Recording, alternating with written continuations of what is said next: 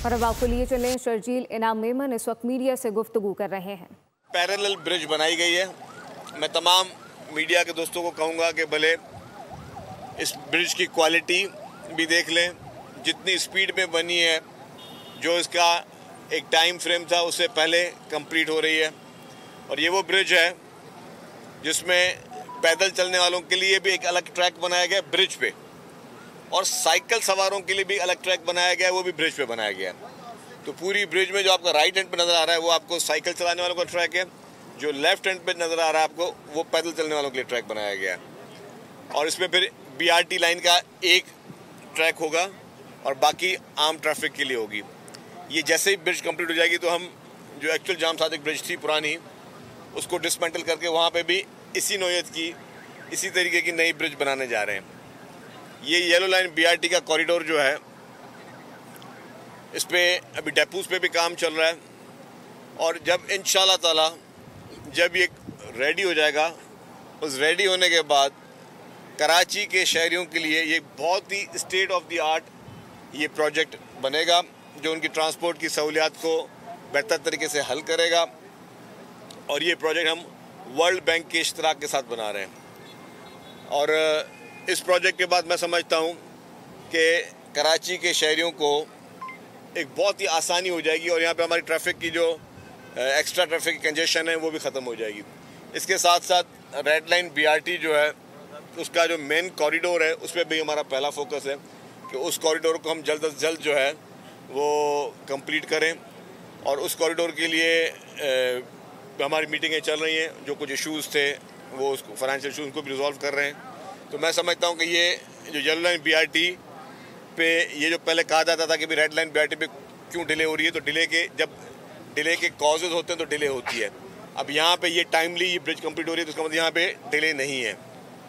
Financial issues हमारे पास कोई funds के इशूज़ नहीं है, लेकिन डेफिनेटली जो एस्केलेशन के बाद जो इशूज़ थे वो रेज हुए। तो इसी तरीके से अगले ही महीने इंशाल्लाह ताला डबल डेकर बसेस भी आ रही हैं, EV बसेस भी आ रही हैं और बड़ी तादाद में आ रही हैं। और ये अब ये ट्रांसपोर्ट का ये सिलसिला जो है वो जारी रहेगा। इसके साथ साथ इस मंथ के एंड में या नेक्स्ट मंथ में ही हम ख़वातीन को पिंक स्कूटर्स मुफ्त में दे रहे हैं, और उसमें उनकी ट्रेनिंग भी मुफ्त में करवा रहे हैं, ड्राइविंग लाइसेंस मुफ्त में दे रहे हैं। और वो ख़वातीन जिनके पास वैलिड ड्राइविंग लाइसेंस होगा और उनके पास वैलिड रीज़न होगा कि वो स्टूडेंट हैं या वो जो है वो किसी जगह जॉब करती हैं, चाहे प्राइवेट या गवर्नमेंट, तो उनको भी फ्री ऑफ कॉस्ट स्कूटर्स दी जाएंगी। EV टैक्सीज भी ट्रांसपोर्ट महकमा लेके आ रहा है। तो ये सारे मेजर प्रोजेक्ट्स हैं मैं समझता हूँ, जिससे पाकिस्तान पीपल्स पार्टी की हुकूमत सिंध जो है वो लोगों के लिए काम कर रही है। वुमेन एम्पावरमेंट पे जैसे हम ये स्कूटर लेके आ रहे हैं और पिंक बसेस, तो ये वुमेन एम्पावरमेंट का पहला काम है जो मतलब ट्रांसपोर्ट के महकमे में पहला काम है, जो इससे पहले कभी नहीं हुआ। और आप देख रहे हैं कि चेयरमैन बिलावल भुट्टो ज़रदारी साहब इस वक्त लाड़काना में मौजूद हैं, कंबर में मौजूद हैं, शहदाद कोट में मौजूद हैं। रोज़ाना की बुनियाद पर जो है वो हज़ारों ख़वातीन को सनदें दे रहे हैं, जो वो ख़वातीन जिनके पास ना अपनी ज़मीन थी ना अपनी छत था। तो चेयरमैन बिलावल भुट्टो ज़रदारी साहब अपनी ज़मीन और अपनी छत प्रोग्राम के तहत, और घर की ख़वातीन को, ये भी नहीं मर्द हज़रात को, घर की ख़वातीन को वो मुफ्त में घर भी बना के दे रहे हैं, और चेयरमैन साहब के कहने पे उनको मुफ्त में ज़मीन की अलॉटमेंट भी की जा रही है। तो बेज़मीन आदमी को ज़मीन की अलॉटमेंट ये सिर्फ वही समझ सकता है कि जिसको उस चीज़ का अंदाज़ा हो।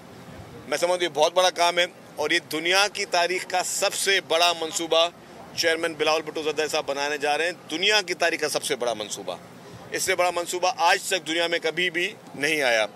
कल भी वर्ल्ड बैंक की पूरी एक हाई पावर एक मीटिंग थी चीफ मिनिस्टर हाउस में, उसमें जो ये दुनिया की तारीख़ का सबसे बड़ा हाउसिंग मंसूबा उसकी भी तारीफ़ हुई। ये जो येलो लाइन BRT भी उन्होंने बहुत ही सेटिस्फेक्शन का मुजाहरा किया कि वो सेटिस्फाइड हैं इस प्रोग्रेस से।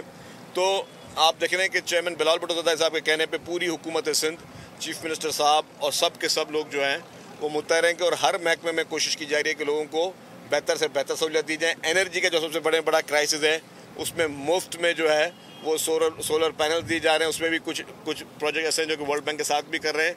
और इस वक्त टारगेट जो 4 लाख घरों को, 4 लाख ख़ानदानों को मुफ्त में उनके बिजली के बिल अब उनको नहीं देने पड़ेंगे, उनका सोलर से उनका गुजारा चलेगा। तो ये एक बहुत बड़े इनकलाबी चीज़ें हैं। ये सिर्फ अवामी हुकूमतें जो कि अवाम का दर्द समझती हैं और जिनको पता है कि अवाम के असल मसाइल क्या है, ये सिर्फ वही हुकूमतें ये चीज़ें कर सकती हैं जो कि यहाँ का। तो क्या तैयारी है आपकी? देखिए जी, चीफ मिनिस्टर साहब ने पहले भी मीटिंगें की हैं और डेफिनेटली पंजाब में इस वक्त सूरत हाल ख़राब है। पंजाब में सैलाबी की वजह से बहुत ज़्यादा उनके जो शहर और देही इलाके जो इस वक्त बहुत तकलीफ़ में हमें एहसास है। पंजाब हुकूमत को किसी भी किस्म की कोई कॉपरेशन चाहिए तो हुकूमत सिंध हाजिर है। हुकूमत सिंध पहले जब खैबर पख्तूनख्वा में और गिलगित बल्तिस्तान में हुआ तब भी हुकूमत सिंध वहाँ पे आपने देखा कि हुकूमत सिंध की तरफ से वहाँ पे हमारे रिहेबिलिटेशन मिनिस्टर्स वहाँ गए, वहाँ पे इमदाद भेजी। अभी भी पंजाब को कोई भी हेल्प चाहिए किसी भी किस्म की सैलाबी सूरत हाल निपटने के लिए तो सिंध हुकूमत बिल्कुल मौजूद है। सिंध हुकूमत ने माजी में भी बहुत बड़े चैलेंजेस किए। अभी भी आपने कहा अगर ये पानी सिंध में आया तो डेफिनेटली माजी में भी बहुत 2010 में 2011 में फिर बाद में भी जो 2022 में जो भी तूफ़ानी बारिशें भी सिंध ने देखी हैं, तूफ़ानी सैलाब भी देखे हैं। तो अल्लाह ना करे यहाँ सूरत हाल हो, लेकिन अगर इस तरह की सूरत हाल है जो कि थोड़े बहुत असरात नज़र आ रहे हैं तो we are very much prepared. हम अपने लोगों के साथ होंगे, उन लोगों के साथ। लेकिन इधर इस बार थोड़ा सा मैं समझता हूँ कि अल्लाह ने चाहा इंशाल्लाह तो खदशा इसलिए थोड़ा कम होगा नुकसानात का, जो कि मैं फोर्सी कर रहा हूँ। हो सकता है कि अल्लाह का मैं ठीक हूँ, क्योंकि इस बार लोगों के जो है वो अपने घर बन चुके हैं। पहले होता क्या था, जब बरसात होती थी तो वही बरसात में लोग अपने घरों को छोड़ के सड़कों पे आके रहते थे, नकल मकानी करते थे, हॉस्पिटल्स में, स्कूल्स में, जहाँ पे लोगों को शेल्टर मिलते थे। अब लोगों को काफ़ी हद तक जो है 8 लाख से ज़्यादा जो है घर वो जो हैं वो उन लोगों की छतें जो हैं वो बन चुकी हैं, जो कि 21 लाख का टारगेट है। तो वो थोड़ा कम होगा, लेकिन फिर भी हुकूमत अपने आवाम के साथ रहेगी। हुकूमत एक पैर पे खड़े होकर भी जो है वो अपने आवाम के लिए काम करती रहेगी। और मुश्किल वक्त में खुदा न खासा कोई सूरत हाल हुई तो हम उसको जो है वो लोग नहीं छोड़ेंगे। लेकिन मुझे एक चीज़ अजीब लगी कि जिस तरह कराची में बरसातों पे जब हुई, जो कि एक नेचुरल बरसात कराची में थी और 3-4 घंटे 5-6 घंटे के लिए ज़्यादा लोगों को बहुत ज़्यादा तकलीफ का सामना करना पड़ा, हमें उसका पूरा एहसास भी है, क्योंकि वो जो नेचुरल डैम में पानी जाना था। लेकिन कुछ मीडिया हाउसेस ने बाकायदा स्पेशल कैंपेनें चलाई जो है कराची की बरसात पे। मुझे नज़र नहीं आए वो ही जो ख़ास मखसूस मीडिया हाउसेस जो कि पंजाब में इस वक्त उन बेचारे जो लोग जो घरों से नकल मकानी कर रहे हैं उस, या जो लोग बेचारे इस वक्त सड़कों पे वहाँ पे कोई कैंपेनें चलते हुए नज़र नहीं आई। जिस तरह सिंध हुकूमत के ख़िलाफ़ बाकायदा चंद एक पार्टी से ताल्लुक़ रखने वाले मीडिया हाउसेस जिस तरह वो कैंपेन चला रहे थे उसी पार्टी से ताल्लुक़ रखने वाले वो मीडिया हाउस को मैंने देखा कि अभी पंजाब की बरसात है उनको नज़र नहीं आ रही। तो या तो इसका यह एहसास है कि उनको जो सिंध के लोगों की सूरत हाल थी बरसात के बाद, उनको ज़्यादा एहसास सिंध के लोगों का था। पंजाब में लोग बेचारे जो कि इस वक्त बरसाती और सैलाब की वजह से जो नकल मकानी कर रहे हैं या बेघर हो गए, उनका उनको एहसास नहीं है। तो मैं ये एक शिकायतन करूँगा कि मैं नहीं चाहता कि किसी के भी खिलाफ कैंपेन हो। पंजाब में भी जो हो रहा है, मैं पंजाब गवर्नमेंट को बिल्कुल उस पर ब्लेम नहीं करूँगा। बिल्कुल मैं एक वाज़ेह बात करूँ, क्योंकि वहाँ पे एक नेचुरल डिज़ास्टर होते हैं। जब इस तरह की चीज़ें होती हैं तो हुकूमतों को फेस करना होता है। इसी तरीके जब कराची में 200 और 250 मिलीमीटर बारिश अगर 1-1.5 घंटे में हुई तो उसमें हुकूमतों को ब्लेम नहीं करना चाहिए। उसमें सोचना चाहिए कि जी यहाँ पे सूरत हाल ये ऐसी है कि जी यहाँ पे टाइम लगेगा पानी निकलने के लिए, लेकिन इंतज़ामिया मौजूद है। लेकिन जो लोग यहाँ पे कैंपेनें चलाते हैं, जो ख़ास मीडिया हाउसेस चंद पार्टी से ताल्लुक़ रखने वाले, तो मैं समझता हूँ कि उनको ये चीज़ें बैलेंस करके देखना है। अच्छा चर्चिल साहब, ये बता दें कि कल सुना है कि प्रेसिडेंट साहब के साथ सीएम साहब और आप सीनियर वज़रा की कोई तवील नशस्त हुई है। मुख्तलिफ कयास आराइयाँ जो है इस हवाले से कही जा रही है कि कैबिनेट में चेंजिंग हो रही है। और दूसरा इसके साथ ये भी बता दें कि नए सूबों का मामला भी बड़ा गर्म करके जो है उठाया जा रहा है। तो ये आपका प्रेसिडेंट साहब के साथ क्या मामला हैं? कोई काबीना की तब्दीलियाँ, कुछ और इशूज़ हैं, क्या मामला हैं? देखिए जी, काबीना की तब्दीली चीफ मिनिस्टर साहब का स्वाबदीद इख्तियार है और जब वो चाहेंगे तब्दीली करेंगे। और काबीना की तब्दीली जो है कोई बुरी भी नहीं है, जब भी होनी चाहिए। हमेशा बेहतरी की गुंजाइश होती है और लोगों को मौका दिया जाता है और ऑप्शन चेंज किए जाते हैं, उसमें कोई बुरी बात नहीं, जब भी होनी होगी। प्रेसिडेंट साहब के पास जो मीटिंग थी उसमें डेफिनेटली जो आइंदा सैलाबी सूरत हाल हैं या बाकी जो इशूज़ हैं उस पर बातचीत हुई। और प्रेसिडेंट साहब चाहते हैं कि मुल्क में अफाम तफहीम का माहौल हो, मुल्क में सब मिलकर आगे चलें। पाकिस्तान की बात वो ज़्यादा सोचते हैं, पाकिस्तान के लिए प्रेसिडेंट साहब ज़्यादा फ़िक्रमंद होते हैं। उनकी सोच वो एक मुल्क के सदर मुमलिकत हैं और सदर साहब जो हैं पाकिस्तान की सालमियत के बारे में, पाकिस्तान की खुशहाली के लिए हमेशा जो है वो एक्टिव रहे और हमेशा पाकिस्तान की बात की। जहाँ तक आपने बात नए सूबों की तो देखें जी, ये शोशे लोग छोड़ते हैं। आइन पाकिस्तान जो है बहुत वाज़ेह है। आइन पाकिस्तान में है कि अगर किसी ने कोई नया सूबा बनाना है तो उस सूबे की असम्बली ने पहले पास करना है। तो सिंध असम्बली तो मुझे नहीं लगता कि कभी ज़िंदगी भर इसको पास करेगी। मैं आइनी बात कर रहा हूँ, मैं कानूनी बात करता हूँ। सिंध असम्बली कभी भी इसको पास नहीं करेगी और ख़ास तौर पर जब तक पाकिस्तान पीपल्स पार्टी का एक मेंबर भी असम्बली में मौजूद है तो सिंध असम्बली कभी भी इसको पास नहीं करेगी। ये वाज़ेह मौक़िफ़ है मेरा और बाकी आइन से बढ़कर तो कोई भी नहीं है। शहजील साहब ये बताइएगा कि हमारे साथ ही जो है शाहराह भुट्टो बनी है, सोशल मीडिया पे बहुत अफवाहें आ रही कि भुट्टो तबाह होगी, कंस्ट्रक्शन सही नहीं हुई है, इसमें कितनी सदाकत है? और इसके साथ साथ ये जो साथ नदी में एक और पुल बन रहा है, इस पर कितना टाइम लगेगा? देखिए, कोरंगी कॉस्बे की आप बात कर रहे हैं जो सामने बन रहा है, देखें उसमें भी बड़ा तेज़ी से काम चल रहा है। जहाँ तक आपने बात की शाहराह भुट्टो की, मैंने देखा एक फिर अगेन मैं कहूँगा एक पार्टी से मुंसलिक एक टीवी चैनल, एक जमात से मुंसलिक एक टीवी चैनल, वो आज भी दिखा रहा था उसकी रिपोर्ट शाहराह भुट्टो के कि भाई कि यहाँ पे कोई मसला है। लेकिन शाहराह भुट्टो का जो ट्रैक पब्लिक के लिए खोला गया उसमें कोई प्रॉब्लम नहीं है। शाहराह भुट्टो का वो ट्रैक जहाँ पे अभी कंप्लीट होना है, जिसने दिसंबर में होना है, वहाँ पे अगर वीयर टीयर के इशूज़ अभी हैं तो ड्यूरिंग कंस्ट्रक्शन और ड्यूरिंग बारिशें ये चीज़ आती हैं। आप क्वालिटी ऑफ शाहराह भुट्टो जाके देख लें, कहीं से सॉइल टेस्ट करवा लें उसका, कहीं से उसके मटेरियल का टेस्ट करा लें, कहीं पे कोई कमी को होता है तो बताएं तो हम उसको देख भी लें। एक और आपको दूसरी बात बताऊँ, मिसाल के तौर पे खुदा न खास्ता आज और भी ख़राब हालत हो जाए शाहराह भुट्टो की तो हुकूमत सिंध ने नहीं पैसे भरने। ये पब्लिक प्राइवेट पार्टनरशिप का प्रोजेक्ट है। पब्लिक प्राइवेट पार्टनरशिप में जो भी आपका फर्म है, कंस्ट्रक्शन फर्म, उसने 25 साल तक या 30 साल का, मुझे एग्जैक्टली याद नहीं, 25 साल का उनका है कंसेशन एग्रीमेंट, 25 साल तक उसकी मेंटेनेंस उनकी जिम्मेदारी है। तो मिसाल के तौर पर अगर कोई ब्रिज में या उस पर कोई कुछ ख़राब भी हो जाए तो ठीक उसने करना है। तो हुकूमत के एक्स चक्कर से कोई पैसे नहीं जा रहे, वो उसी की जिम्मेदारी में आ रही है बात। तो ये मैं वाज़ेह कर लूँ। लेकिन वो फिर मैंने कहा ना कि जी कि कुछ लोग एक सोची समझी प्लानिंग के तहत जो है वो कैंपेन चला रहे हैं पीपल्स पार्टी की सिंध हुकूमत के। वो मैंने कहा कि कुछ चैनल्स हैं जिनका वाबस्तगी है कुछ सियासी, तो उस हिसाब से वो चला रहे, तो मैं उनको भी कुछ नहीं कर के हवाले से बोर्ड जो है वो कायम कर दिया गया का जो मंसूबा है यूनिवर्सिटी रोड से गुजरता है। बारिश के दौरान जो मुतबादिल सड़कें बनाई गई थी, डेवलप हो गई थी, वो दोबारा टूट का शिकार हो गई है। अब वहाँ से गुजरना शहरियों के लिए एक मुसीबत बना हुआ है, जिस्मानी। मैंने आपको बात को कह दी ना। आखिर ये मंसूबा मुकम्मल होगा क्या? कोई डेडलाइन तो बताइए। देखिए जी, मैं भाई देखिए मैं आपको बताऊँ, इस पर मैं 1 घंटा बात कर सकता हूँ और आप लोग आ जाओ, मैं आपको ब्रीफिंग दे देता हूँ उस पर, ज़्यादा बेहतर होगा। उसमें इशूज़ हैं। जब ये मैं मिनिस्टर नहीं था जब ये टेंडर उसके हुए थे ना, तब उसका रेट थे कम, तब डॉलर का रेट था 160 रुपये, तब सरिये का रेट और स्टील रेट कम थे। अब रेट उसके हो गए बढ़ गए। जो रिसेशन पूरे पाकिस्तान में हुई तो पूरे पाकिस्तान के सारे प्रोजेक्ट्स के बढ़ गए, तो यहाँ पे भी बढ़ गए। अब ज़रा अभी रेट बढ़े हैं तो उनके क्लेम्स है कॉन्ट्रैक्टर्स के। अब कॉन्ट्रैक्टर के क्लेम है, कॉन्ट्रैक्टर क्लेमों को हम आँख बंद के भर नहीं सकते। हमने उसके लिए वेरिफिकेशन के प्रोसेस बनाए, उसके लिए हमारी चीज़ें कुछ डिस्प्यूट बोर्ड्स हैं उसमें हल हो रही हैं, कुछ अगर आर्बिट्रेशन में हल होंगी तो आर्बिट्रेशन में, क्योंकि गवर्नमेंट के एक्सचेकर के पैसे हैं, उठा के नहीं सकते। ये नहीं है कि जी हमारे पास पैसे नहीं है, पैसे सरकार के पास पड़े हुए हैं, लेकिन पैसा एक पैसा सरकार खर्च करने से पहले उसका पूरी एक ड्यू डिलीजेंस के प्रोसेस करना चाहती है। एक ये बात। दूसरे उसके इशूज़ क्या थे वहाँ पे जी, KWSSIP की एक लाइन आनी है 2.7 किलोमीटर की।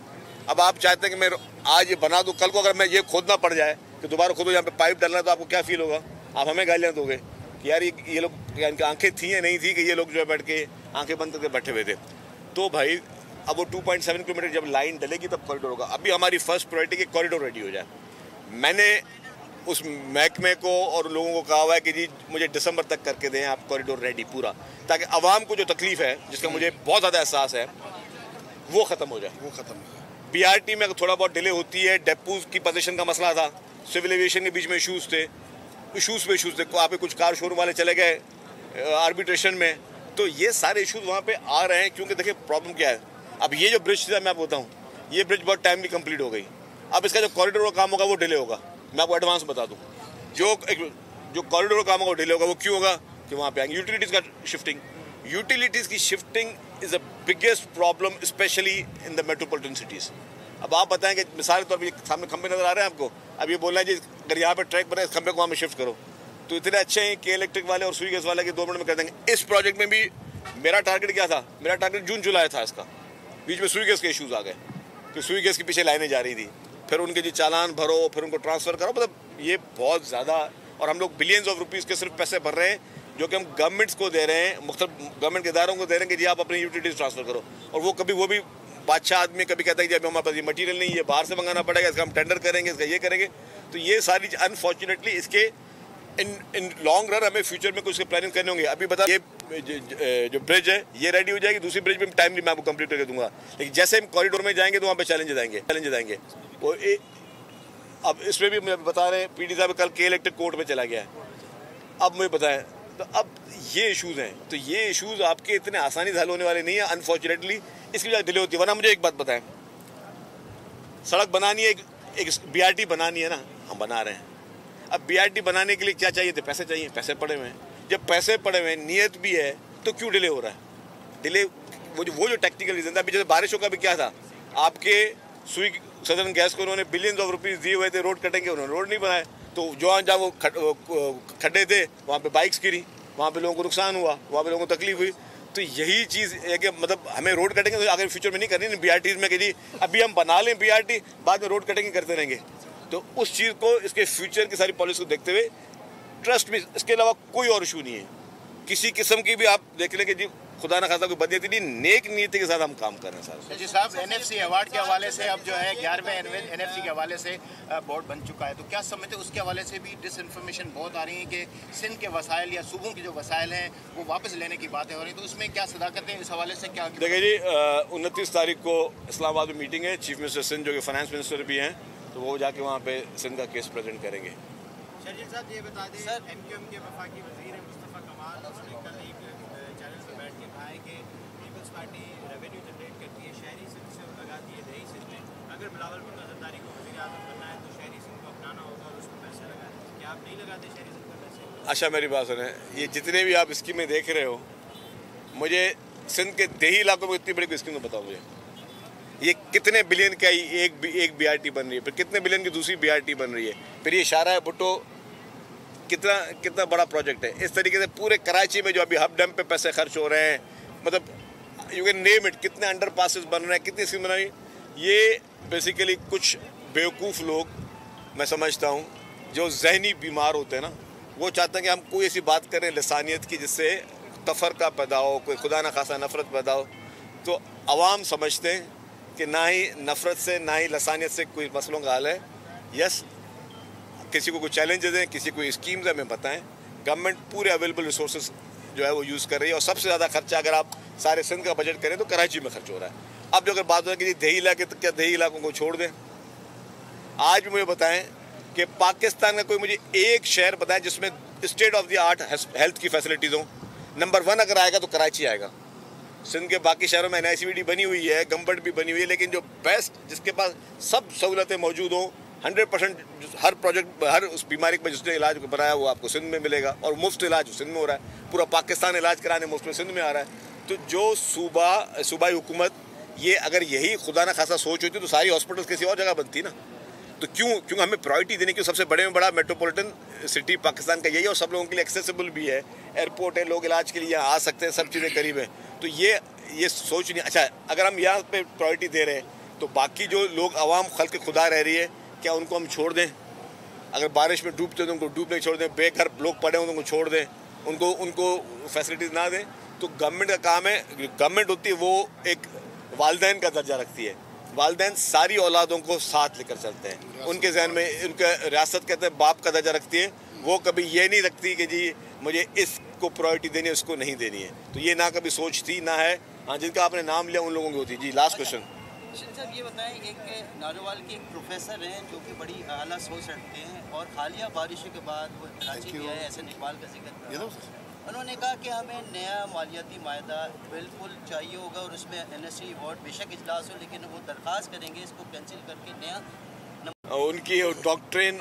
और वो अगर आपसे बात कर रहे थे तो या तो आपके हाथ में NFC अवार्ड का चेंजिंग होगी, अगर उन्होंने बात करनी है तो स्टेक होल्डर से बात करें ना, बैठ के मीडिया से क्या आके पूछना कि मुझे ये चाहिए और मुझे ये चेंज कर तब्दील करना है। जो उसके लिए आइन में जो रास्ते हैं वो सर करें। Thank you very much. हाँ, खुर्शीद शाह साहब के भी मैं तबीयत देख कर आया हूँ। अल्लाह ताला उनको बड़ी हयाती दे, बड़ी ज़िंदगी दे। पाकिस्तान पीपल्स पार्टी का वो बहुत बड़ा असासा है, पाकिस्तान पीपल्स पार्टी का एक एसेट है। हम सब उनकी सेहत के लिए दुआ करें। अल्हम्दुलिल्लाह तबीयत पहले से बेहतर है, आप भी दुआ करें। Thank you very much.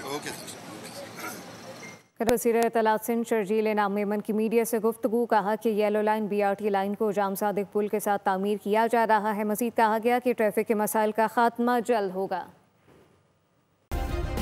Subscribe करें और बेल दबाएं ताकि कोई खबर रह न जाए।